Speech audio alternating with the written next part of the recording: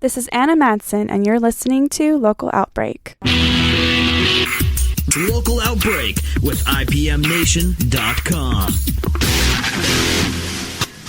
Hello, everybody. Welcome to Local Outbreak on IPM Nation and 100.1 The Planet.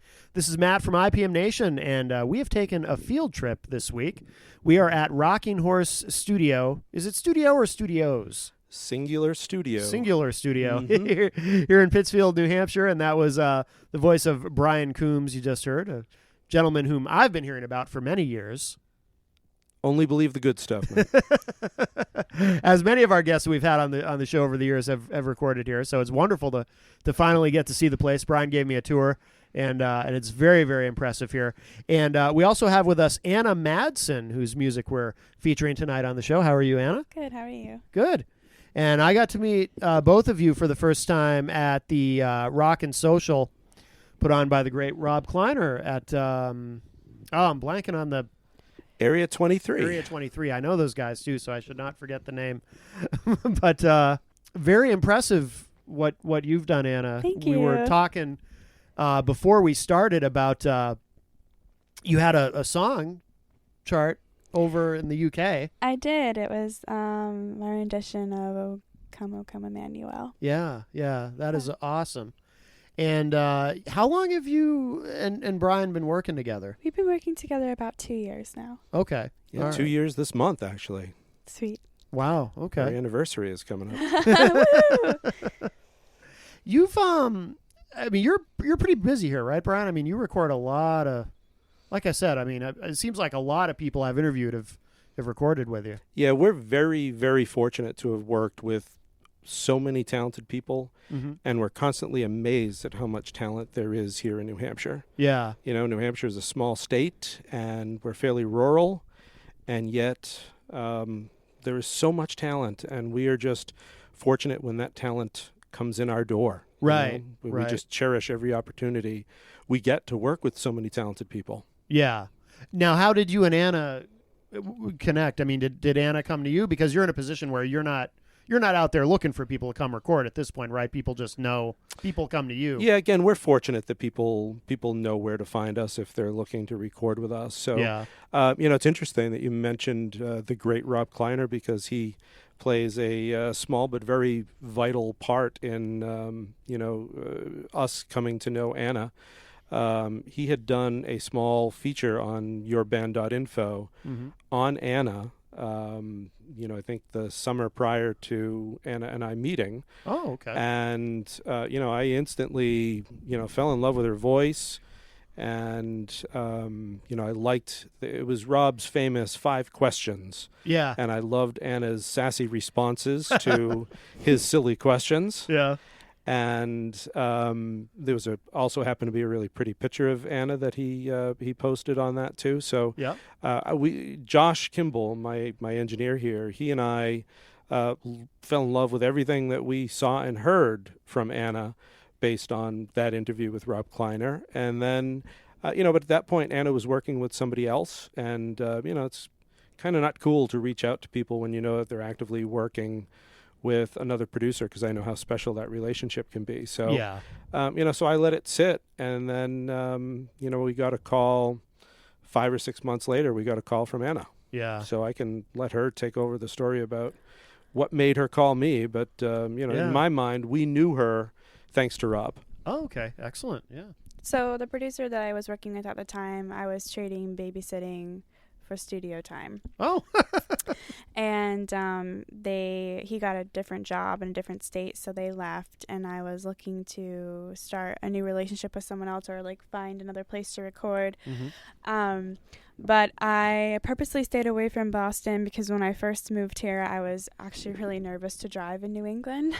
Really? So Where did you move here from? I moved here from Utah. So the roads are a lot smaller here, and the roads are darker here than they are in Utah. Like there's more lights, and the roads Interesting. are wider. Okay. So this is also when I first moved here. This is kind of the first time I'd ever owned a car. So I was doing kidding. more driving in New England than I'd ever really done in Utah anyway. Yeah. So long story short, I looked up studios that were in New Hampshire and closer to where I was, and I was really happy to find Rocking Horse Studio was only like an hour and a half away from me. It was on back roads that I knew I could handle. Yeah. And not Massachusetts, because I wasn't ready to like venture down there anyway. Right. So so my fear of driving led me to more New Hampshire based studios, because when you first think of where to go, I thought maybe like the big city, Boston, but this was perfect, and I just found him on Google. So and then I called him and we set up an appointment, and the rest is history. And that was 2 years ago, huh? Yeah. And you've got in fact, I'm holding it in my hand, Whisper by Anna Madsen, which is a full-length disc. And when is this out now, or is this coming out soon? It comes out on March 3rd. March 3rd. Okay. Very good. And so this was obviously all done here. Yes, it was. Okay.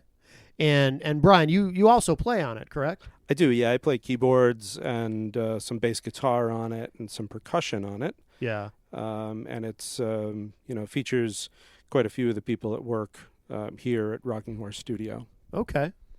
And Anna, here's everyone always hates this question, but how do you describe your sound? And your sound is unique. I mean, Thank you. The first song of yours that I ever heard was Palm Reader. Mm-hmm. And you said there's a new version on this one that's different than the one online? Yes. Or? So before I answer your question, I'll just kind of preface my musical background. Yeah. The first thing that I put out from here was called Palm Reader, the EP, and then that turned into the full-length album Efflorescence. But Efflorescence had a lot of genres on it, and I wanted to solidify my sound more, and in doing so, I wanted to take some of the songs on Efflorescence that I felt like had commercial potential, and I had this conversation with Brian about how we wanted to kind of solidify more of a sound and a direction of where I was going, because the genres are kind of all over the place. Yeah. So we took songs like Palm Reader and Black Dress and Devil's Garden, the three biggest ones that we changed, and made them more commercial. And we also made the production and the arrangements, I feel like, stronger. And so Palm Reader, the one that you heard, has been tweaked a little bit. It's still the same song, but it's I feel like the production and arrangement is stronger now.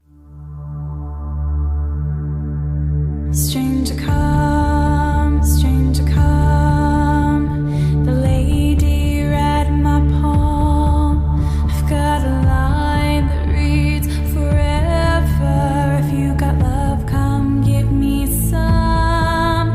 Stranger stay, stranger stay. I'm exactly what you need. Are you brave enough to let me take the lead? One or two together, I'm just waiting for the day. That one I asked the Ouija board to send will come my way. Stranger come, the lady read my palm. I've got a line that reads forever. If you got love, come give me some. Stranger stay, I'm exactly what you need. Are you brave enough to let me take the lead? We finally found each other, the stars are now the shore. I myself a Libra and you a Scorpio. Stranger come, the lady read my palm. I've got a line that reads forever. If you got love, come give me some. Stranger stay, I'm exactly what you need. Are you brave enough to let me take the lead? Tears are running down my face, but I can't find you, so I'll wait. Sun and moon and stars rotate, but I will wait for you. I will wait for you.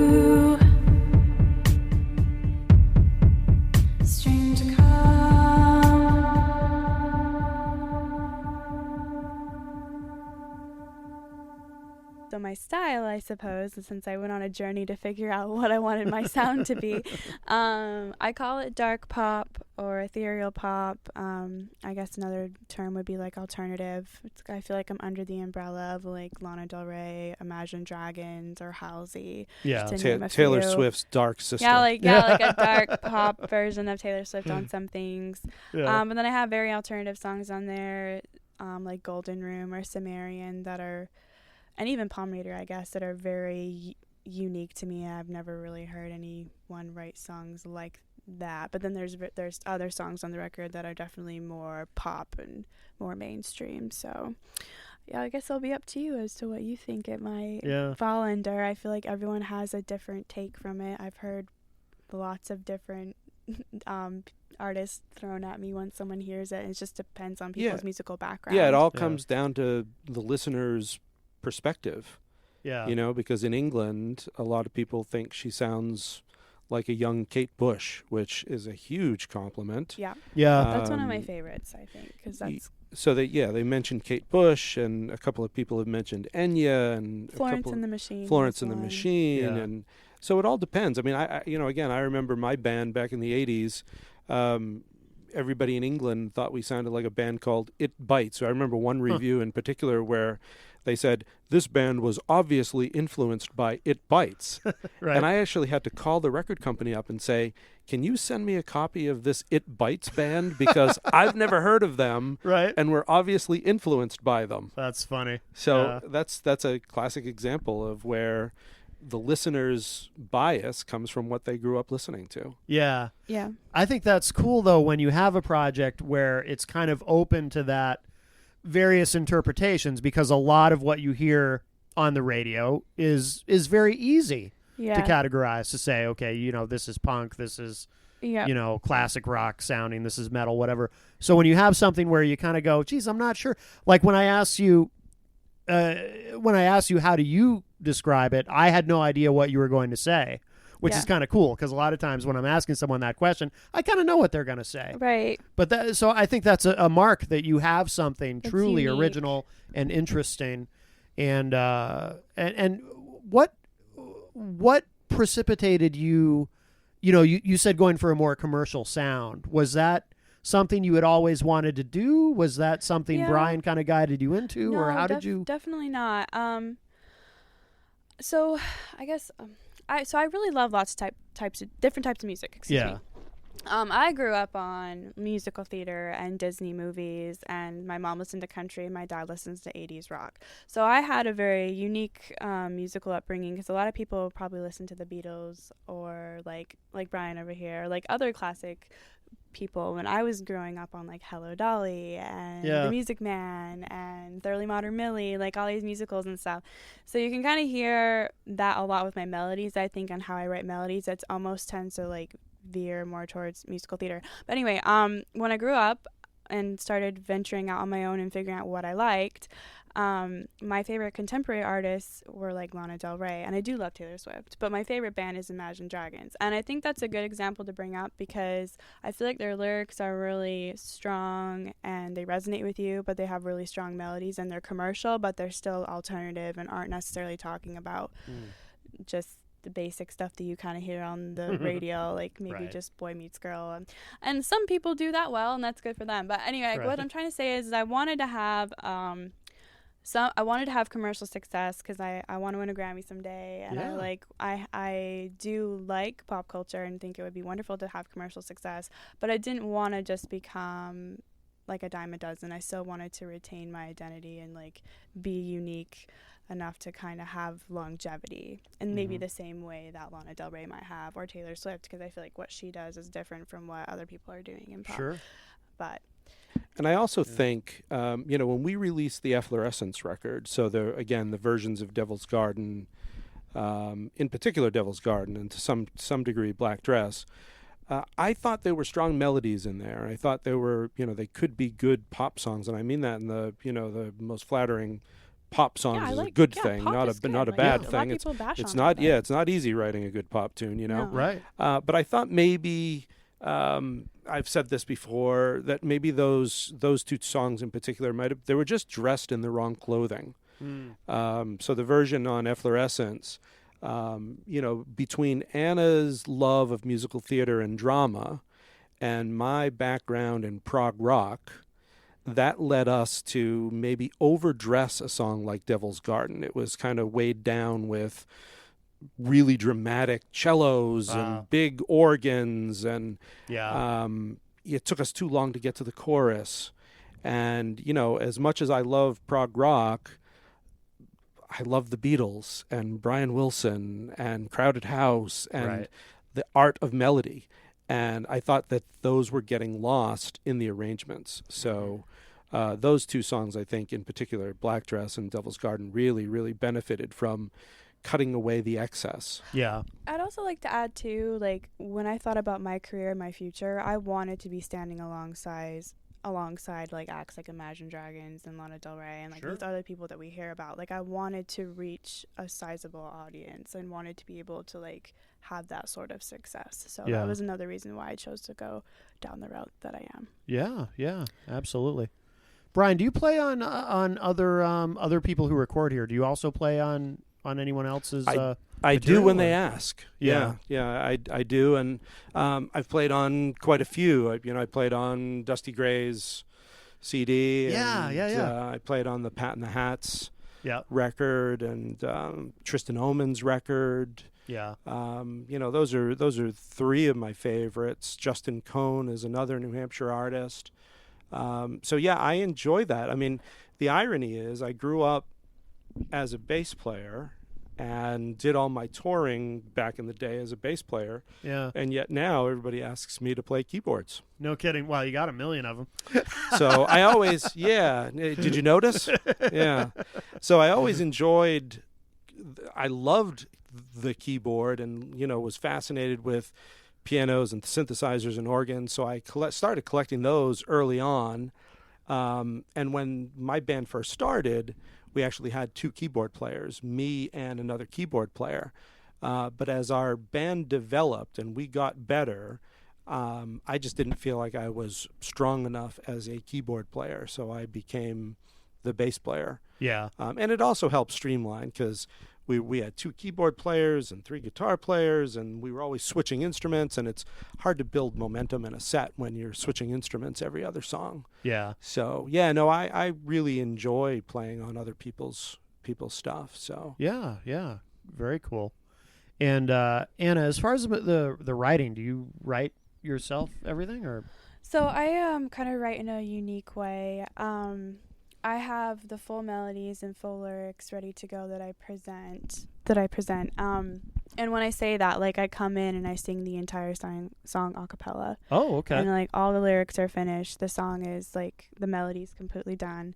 And then I present that to Brian, and I always have harmonies that I want to that I have already that I've thought of, because my harmonies are really important in my songwriting. They're not generic harmonies, like they're very important to the song. Yeah. And that's how I write. So those harmonies sometimes, or I guess they often, help with chord progressions and stuff. And then Brian helps me write the music underneath, and we worked together to figure out what's appropriate for the song. And almost every time I bring a song to him too, I have a very specific idea of the mood that I want the song to be, or the theme. For example, there's a song on there called If You Run, and I wanted it to be a tango.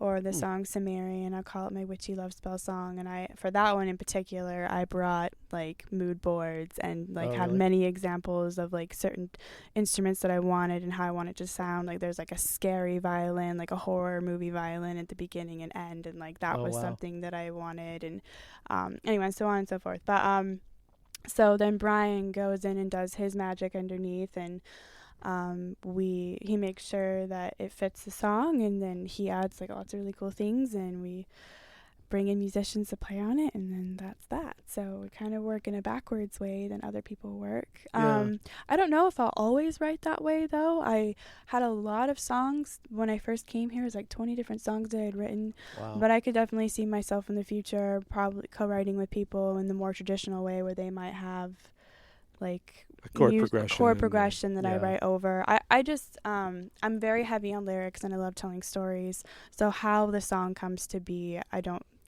like it doesn't have to be the way I've been doing it. That's just that's how I started, because I didn't have a piano or anything else so I kind of just heard the melodies in my head and went from there. In terms of you talked about, you hear the melodies in your head and whatnot, and you have specific harmonies that you want to try to do and whatnot. Is it difficult sometimes to communicate that, what it is?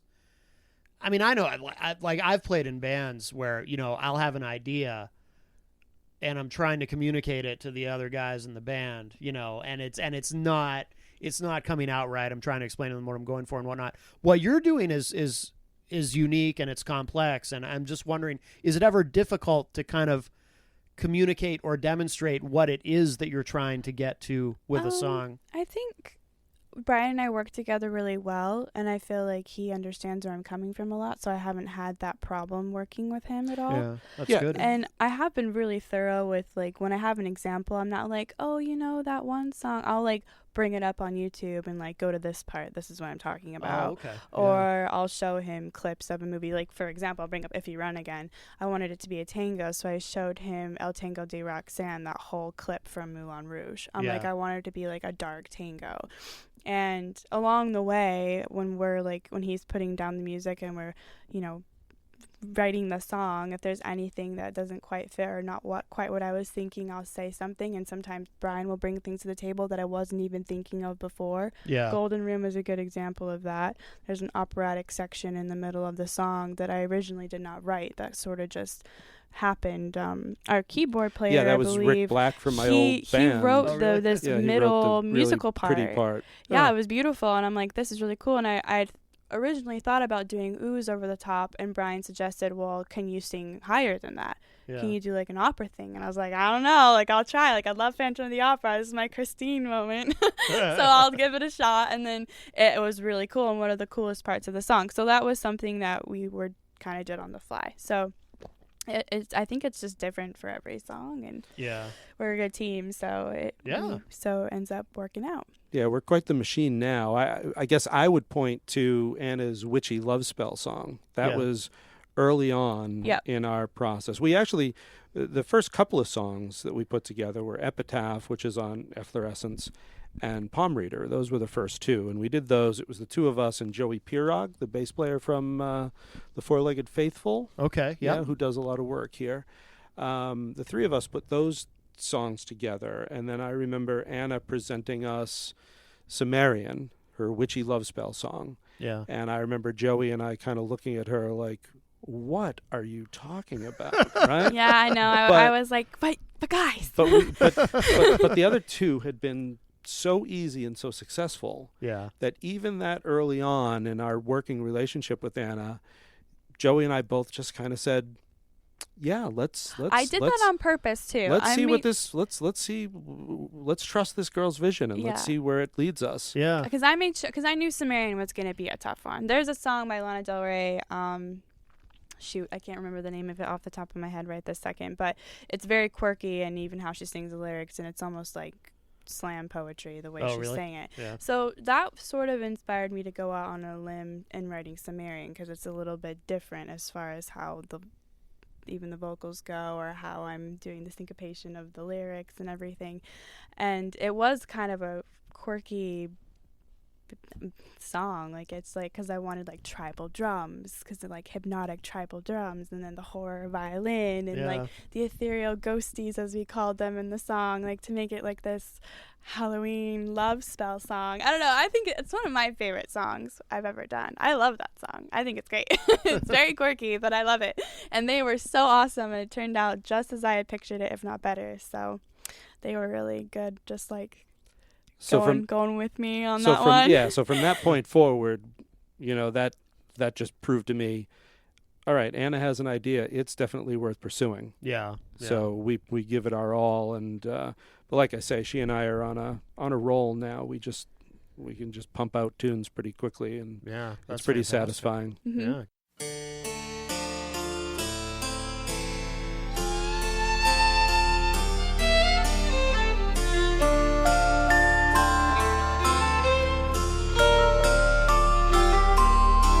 You will never break my heart, tread softly or you'll fall apart.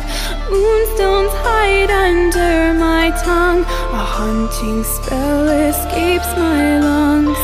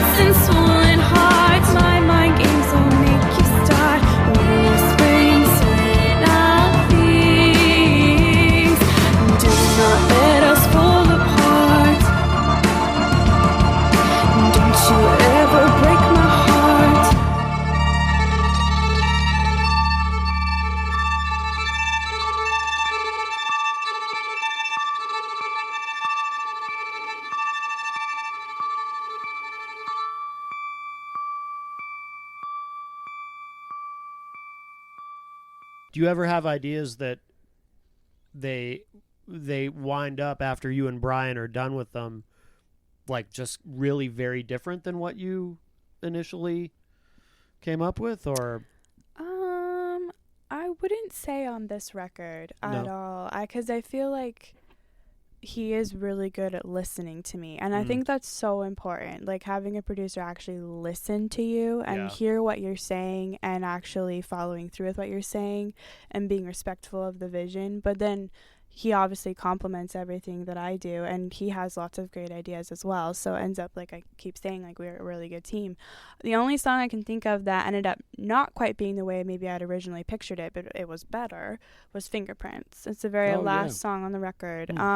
Originally I had thought that it would just be like an acoustic thing and almost maybe Civil Warsy in the fact that it would just be like very haunting vocals with like a guitar.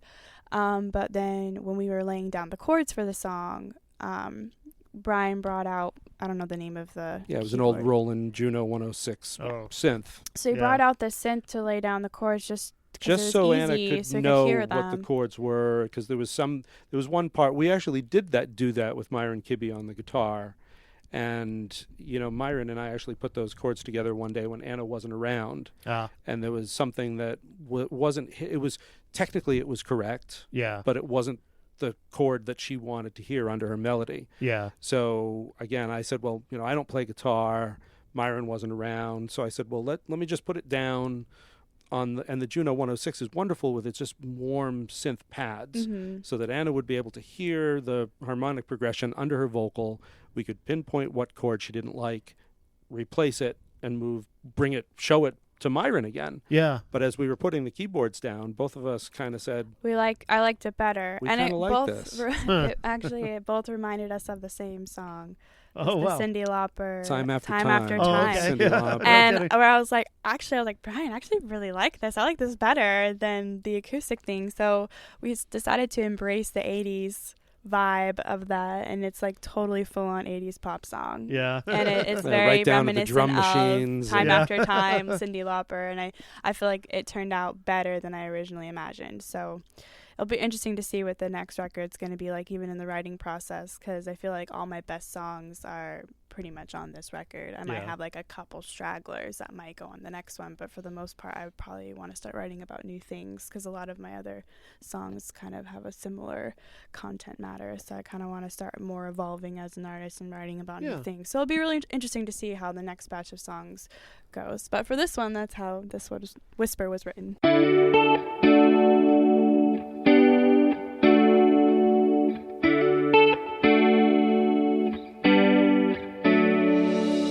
Always quiet, never loud. I took your silence as being proud. You told me you loved me, then you changed your mind. You convinced yourself that she was a better find. Did you ever love me? Well, you'll never see just how much you broke me down. I hope you can be happy now.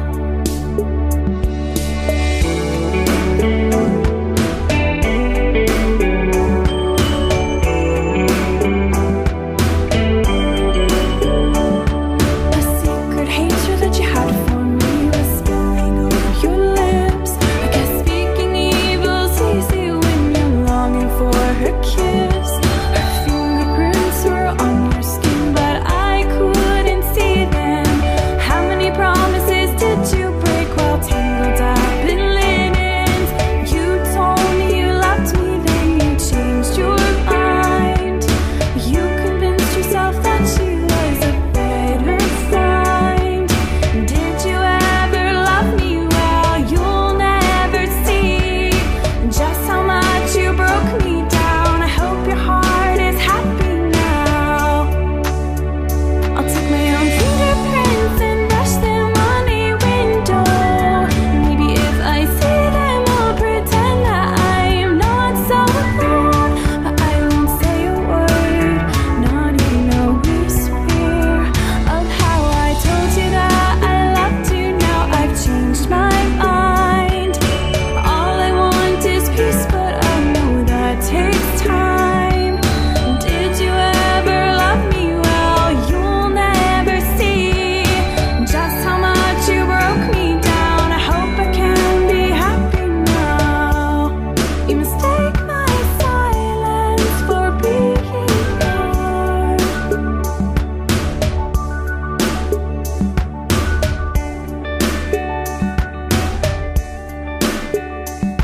Said always and forever, always and forever.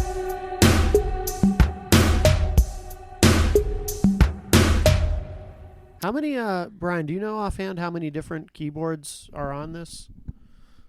On the Whisper record, Yeah. well, look around. Yeah. Most of them in the studio or have found their way onto the record someplace. So I'd say it's probably close to 30 different keyboards have made appearances on the record. Yeah. Wow. I mean, you think we're sitting here in our control room here, and there are 20-something keyboards hidden around this control room. So Yeah. Pretty cool. there are the Yeah. obvious ones that you can see, and then there Right. are And then there's the there's hidden like a ones. suitcase behind Anna over there Oh, that no has a kidding. keyboard in it. And Wow. little ones that are in these drawers, and Yeah. yeah. So if they're appropriate, we never want to overproduce. Right. Certainly when we were doing the first Pat and the Hats record, Pat and I kind of grew up with the similar musical background. So we were really good together and really bad together, because I'd say, hey, how about a harpsichord part? And he'd say, how about 2 harpsichord parts?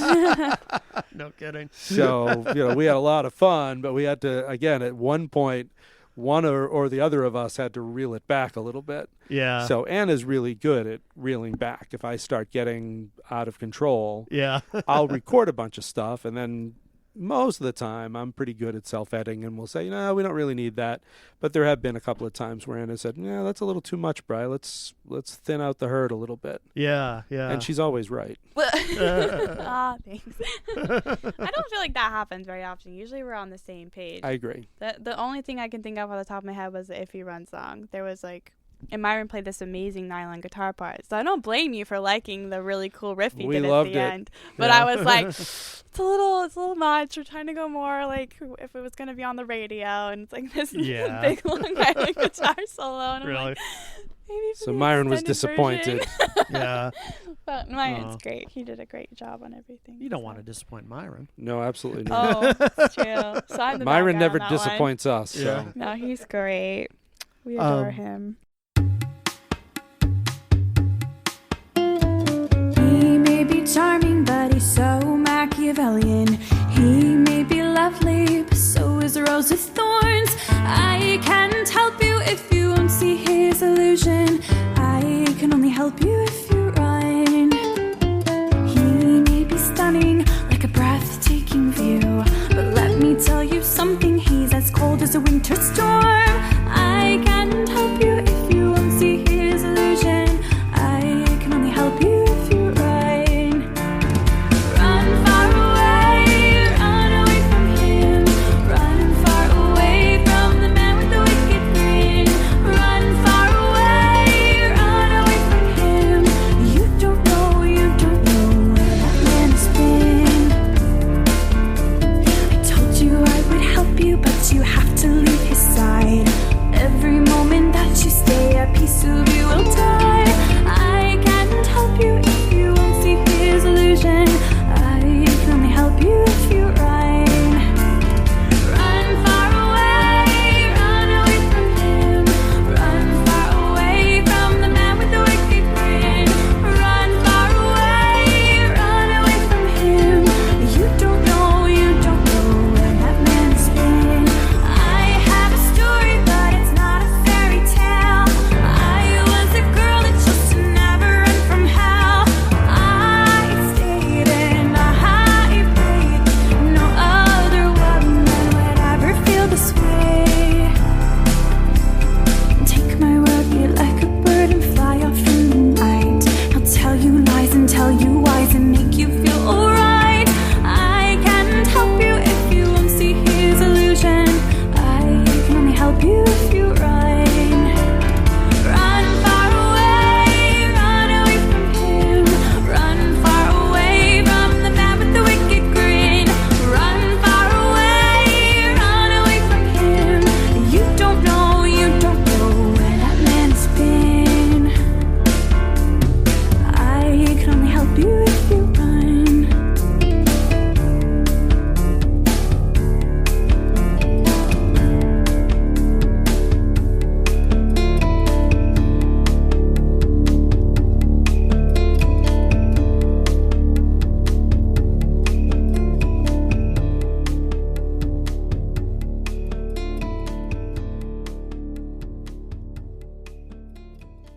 How long have you been here, Brian? How long has Rocking Horse been here? 10.5 years now. Okay. Yeah. Okay.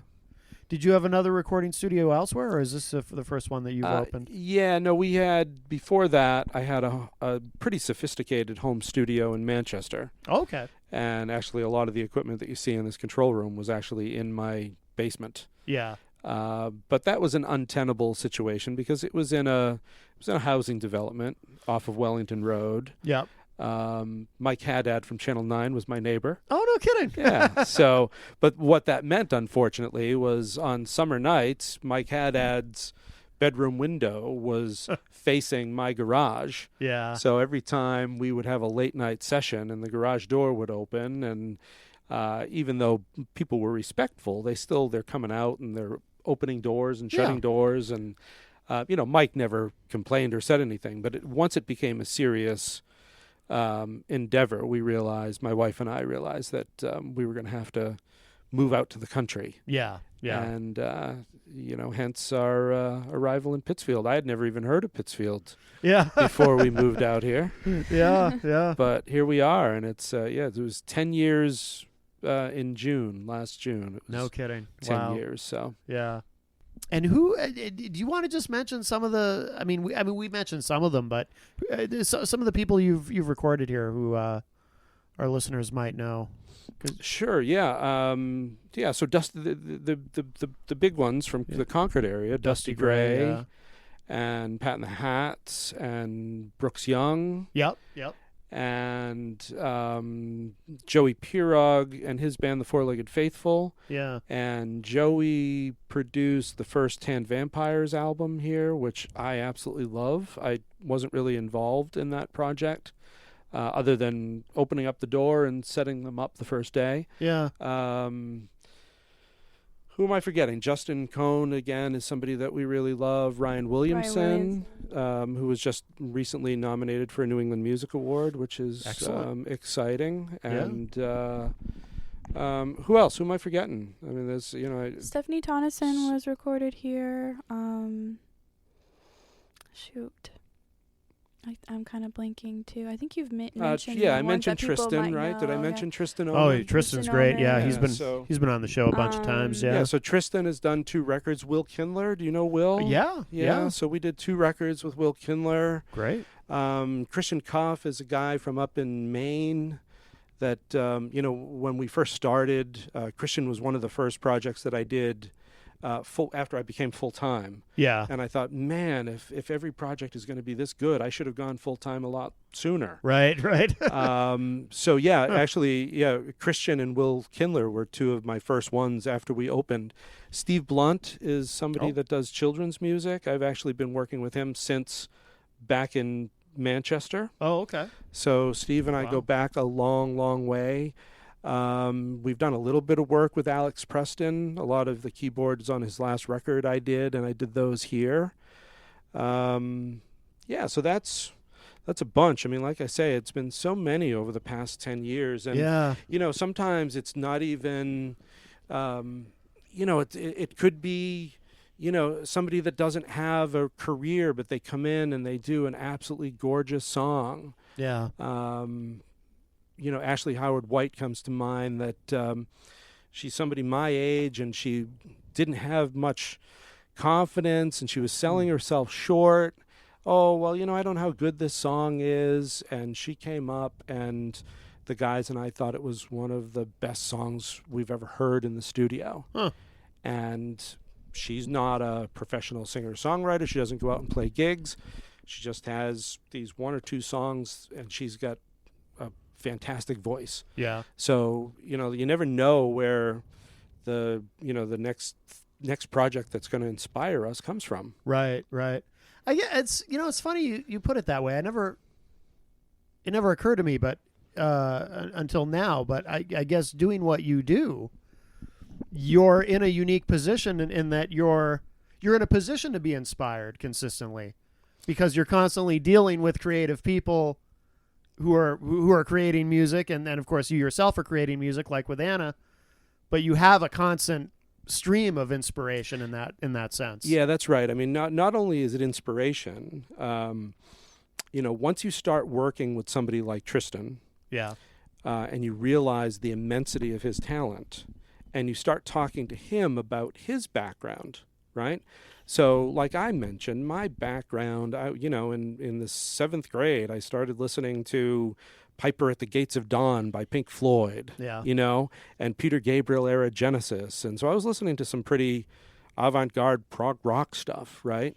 But the idea of listening to Bob Dylan or Guy Clark or John Prine or any of the guys that people like Tristan and Will Kindler were listening to, that was foreign to me. If it was folky or country, that's just not where my head was at in my formative years. Yeah. But it's impossible to be in a room with somebody like Will Kindler or Tristan Omen and not appreciate their talent Right. and want to discover where their influences came. So I think it's absolutely, that's probably the best part of my job, is that I get to learn about other people's musical influences, and they become my musical influences. I can't, I can't imagine a life now without knowing Guy Clark and John Prine.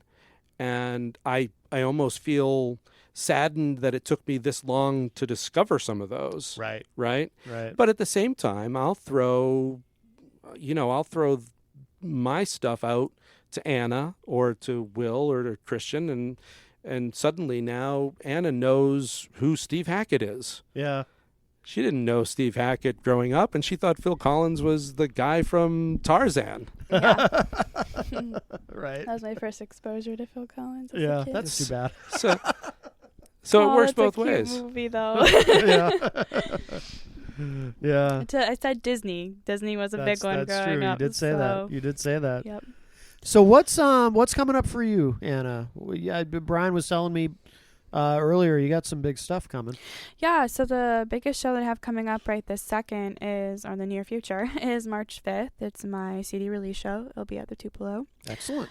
And then I have a really cool radio performance at the Cold River Radio Show. Cold River Radio up in Glen, New Hampshire. Okay. And In front of a live audience. Oh, great. And that's on March 12th. 12th. Yep. And then I'll be playing at the Bull Run with Sarah Barrios. Sorry, there's a couple Sarahs. But she's amazing. I really enjoy her. And we'll be playing together on March 30th. Excellent. And then after that, I'll be jet-setting to Europe for my European tour. Wow. Now, how many dates are you doing in Europe? That's tentative, I think, at this time. Right like now, about it's 2 looking weeks. right now it's looking like 7 live shows and then a couple of recording sessions at Genesis's studio in Surrey. Oh, no kidding.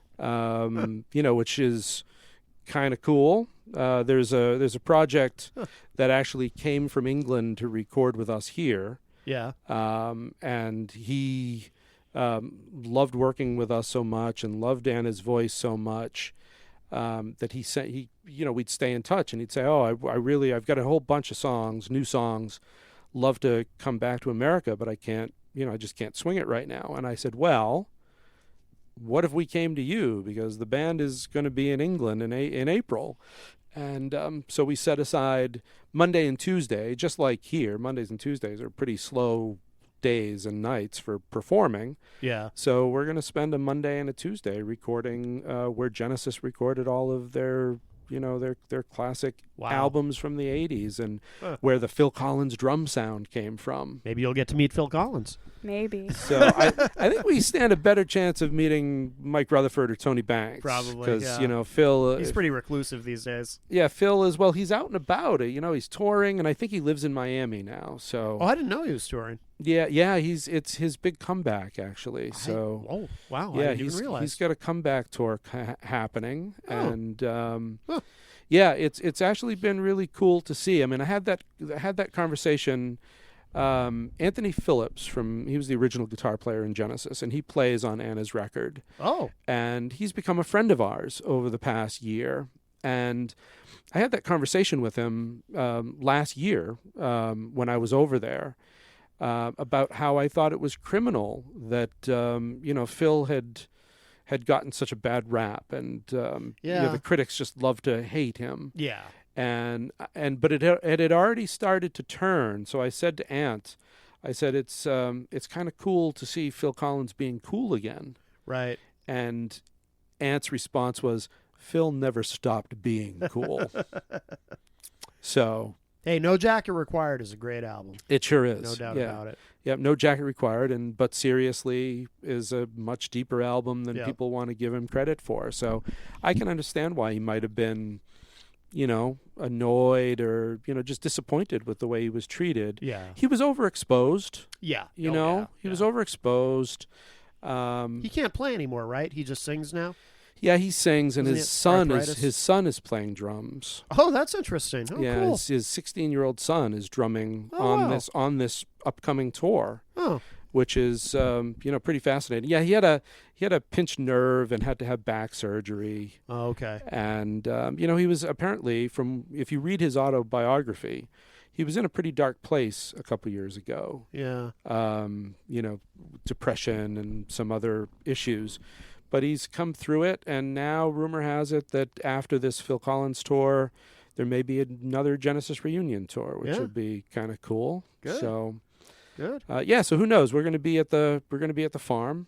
Yep. And then we head off to Spain to do a few things, and then we'll go back to England to play the O2 in London.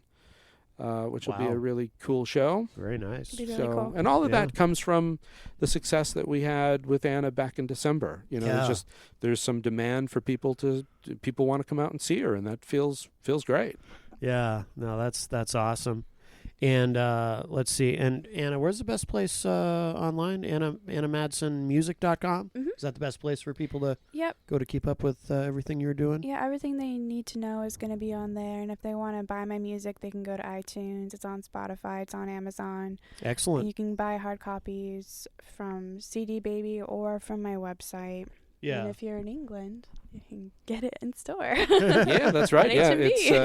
it's the record is distributed everywhere in Europe through Universal via Nova distribution. Yep. Or maybe I said that, Nova via Universal distribution. So that will be in all the shops as of March 3rd as far as the rest of the world. Excellent.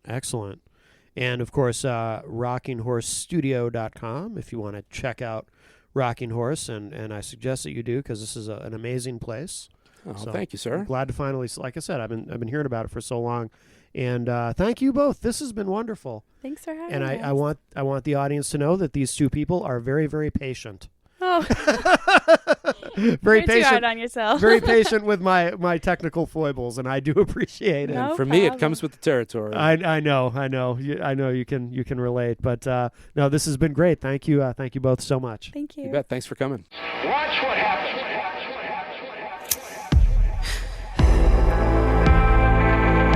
It's Saturday night. Thunder screaming my name.